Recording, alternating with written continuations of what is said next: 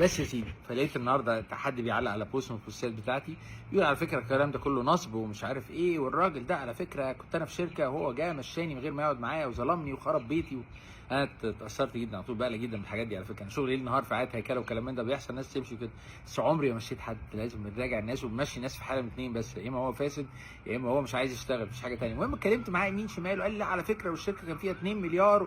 المهم دورت ورجعت ما كانتش الشركه، وكان هو ده برنامج تبع برنامج معونه معين، ما كانش لينا قرار في الموضوع ده خالص، احنا بس عملنا لهم قواعد اللي اساسا الناس تقعد ولا تمشي، وساعدنا ناس تشتغل بعدها. بس بعيد عن كل ده قلت له ايه، نصيحه صغيره، بدل ما تتهم حد وانت مش عارف وتظلم حد، قول حسبي الله ونعم الوكيل. انا بعمل كده عشان انت بتقول حسبي الله ونعم الوكيل. لو ليك حق عندي هتاخده، ولو ليك حق عندك هاخده عند رب سبحانه وتعالى. لو انت بتسيب حق بتفوض ربك في القرار. بس اهم من كل ده بقى، هو انت عايز تكون دايما مفعول بيك ولا عايز تبقى فاعل؟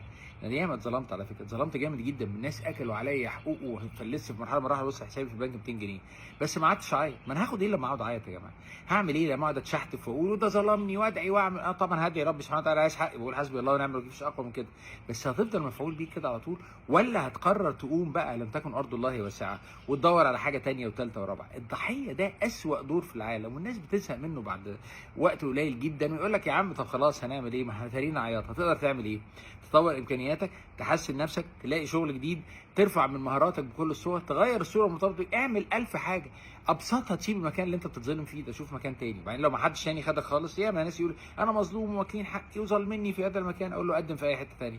يقول لي لا ما انا يعني اصل يبقى انت مش جاهز. اجهز، حط كل ما عندك، وفكر دايما عايز كل يوم تكون فاعل مش مفعول بيك. حياتك بتتغير. انا عملتها مره واثنين وثلاثه والله العظيم يا جماعه، وسبت اماكن واستغنيت تماما، ولا ليا حق في بعض الاوقات حاربت عشان حق، يطلع عمليه خسرانه كده، هضيع وقت، هعيط، هتشحت، مش لاعب خالص.